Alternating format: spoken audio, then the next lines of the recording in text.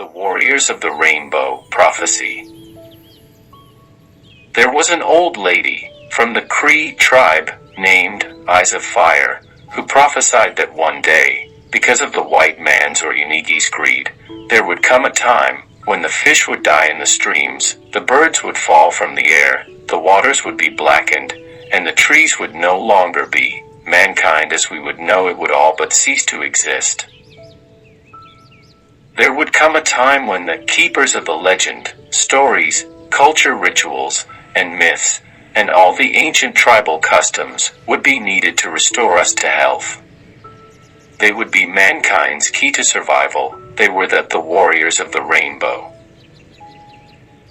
There would come a day of awakening when all the peoples of all the tribes would form a new world of justice, peace, freedom, and recognition of the Great Spirit. The warriors of the rainbow would spread these messages and teach all peoples of the earth or Elohi. They would teach them how to live the way of the Great Spirit. They would tell them of how the world today has turned away from the Great Spirit, and that is why our earth is sick.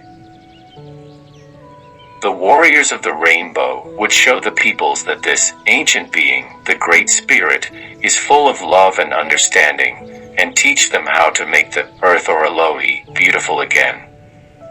These warriors would give the people principles or rules to follow to make their path right with the world. These principles would be those of the ancient tribes. The warriors of the rainbow would teach the people of the ancient practices of unity, love, and understanding. They would teach of harmony among people in all four corners of the earth.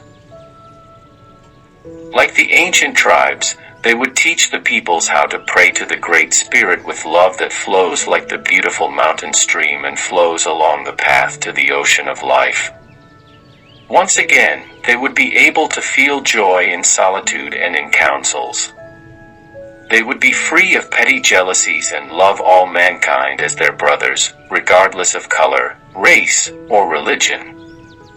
They would feel happiness enter their hearts and become as one with the entire human race. Their hearts would be pure and radiate warmth, understanding, and respect for all mankind, nature, and the Great Spirit. They would once again fill their minds, hearts, souls, and deeds with the purest of thoughts. They would seek the beauty of the Master of Life, the Great Spirit. They would find strength and beauty in prayer and the solitudes of life. Their children would once again be able to run free and enjoy the treasures of nature and Mother Earth. Free from the fears of toxins and destruction wrought by the Yonegi and his practices of greed. The rivers would again run clear, the forests are abundant and beautiful, the animals and birds would be replenished. The powers of the plants and animals would again be respected, and conservation of all that is beautiful would become a way of life. The poor, sick, and needy would be cared for by their brothers and sisters of the earth. These practices would again become a part of their daily lives. The leaders of the people would be chosen in the old way, not by their political party, or who could speak the loudest, boast the most, or by name-calling or mudslinging, but by those whose actions spoke the loudest. Those who demonstrated their love, wisdom, and courage, and those who showed that they could and did work for the good of all, would be chosen as the leaders or chiefs. They would be chosen by their quality and not the amount of money they had obtained. Like the thoughtful and devoted ancient chiefs, they would understand the people with love and see that their young were educated with the love and wisdom of their surroundings. They would show them that miracles can be accomplished to heal this world of its ills and restore it to health and beauty. The tasks of these warriors of the rainbow are many and great. There will be terrifying mountains of ignorance to conquer, and they shall find prejudice and hatred. They must be dedicated, unwavering in their strength, and strong of heart.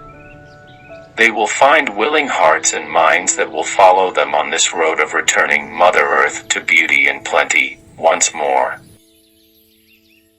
The day will come, it is not far away.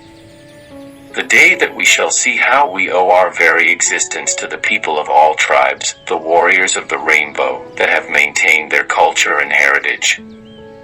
Those that have kept the rituals, stories, legends, and myths alive. It will be with this knowledge, the knowledge that they have preserved, that we shall once again return to harmony with nature, Mother Earth, and mankind. It will be with this knowledge that we shall find our key to our survival. This is the story of the warriors of the rainbow, and this is my reason for protecting the culture, heritage, and knowledge of my ancestors. I know that the day Eyes of Fire spoke of will come. I want my children and grandchildren to be prepared to accept this task. The task of being one of the warriors of the rainbow. Many kinds of Native Americans seem to be strongly connected to the rainbow itself, and while this is a Cree prophecy, there are also prophecies similar from the Hopi, Zuni, and more. Whether you believe this prophecy is true or not, you should be able to agree that it holds a very deep message. In a world full of greed and violence, we could use some healing. Our lives as we know them cannot continue as they are. We cannot keep hurting one another in the ways that we do, and we need to make changes. There is no denying that. What do you think of this interesting little prophecy? I for one think it speaks for itself quite well. There is no more time.